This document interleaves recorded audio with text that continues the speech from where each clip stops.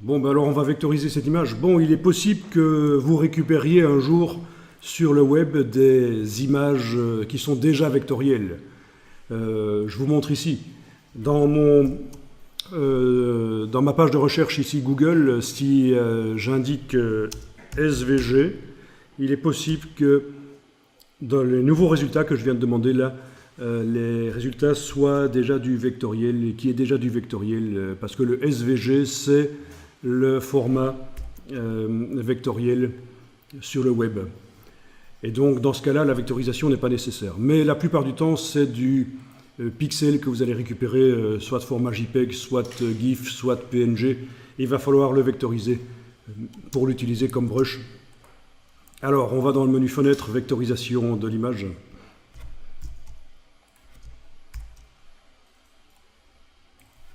Et l'image étant sélectionnée, on va enclencher l'aperçu, ce qui vectorise. Ensuite, on va demander...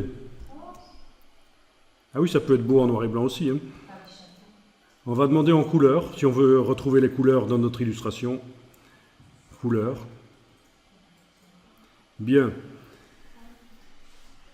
Au niveau du nombre de couleurs, ben, il n'a pas pu en mettre énormément là de toute façon. Il est réglé d'office pour en créer 30. Ce qui, en temps normal pour des photos, quand on vectorise des photos, c'est trop. 30 parce que ça fait une vectorisation qui ressemble trop à une photo. Quand on vectorise, en fait, on veut que ça devienne du graphisme. Et donc, généralement, on va mettre moins de couleurs que ça. Alors, je vais essayer, par exemple, ici, avec 3 couleurs. Touche tabulation. Donc, ça calcule. Et normalement, voilà, rien ne change parce qu'il y a 3 couleurs dans cette illustration. Alors, ce qui est intéressant chez moi, c'est que j'ai des points blancs sur la coccinelle et vous allez voir que ça va poser un problème. Qui n'en est pas vraiment un. Qui n'en est pas vraiment un parce que on va résoudre le problème assez vite. Alors, dans les paramètres avancés qu'on déploie dans le panneau vectorisation, on va cocher ignorer le blanc. Parce qu'on veut que le fond blanc derrière l'insecte devienne transparent dans la version vectorisée. Voilà.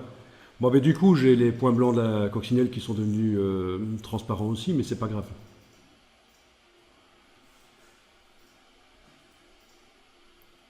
Alors, ce que tu devrais faire, toi, ici, c'est mettre 3 à la place de 30, parce que tu as une coccinelle avec des dégradés, et il y a plein de nuances qui sont créées, en fait. Voilà. Tu vois, on se débarrasse des nuances. Parce qu'en fait... vu que les ordinateurs ici ne sont pas extrêmement puissants, prévus pour faire du graphisme, je veux dire, c'est pour l'apprentissage, mais pas vraiment pour la production. Il y a un problème, c'est qu'avec plein de vecteurs, si on demande 30 couleurs, ça génère énormément de vecteurs, et on peut se retrouver ici avec des milliers de tracés, et quand on va utiliser dans une brush diffuse, ça va être lent. Donc c'est pour ça que je vais directement vers quelque chose de très graphique et plat. Donc ici vous avez des tracés, vous êtes en dessous de 100 tracés sans doute au niveau du nombre de tracés. Bon, mais ça devrait aller, ça devrait tenir le coup. Parce que j'ai fait l'expérience hier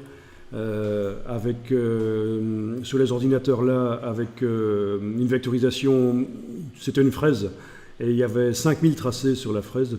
Et donc au départ ça avait l'air de tenir le coup. Mais dès qu'on l'a transformé en forme diffuse, ça a commencé à ralentir vraiment trop. C'était la cata.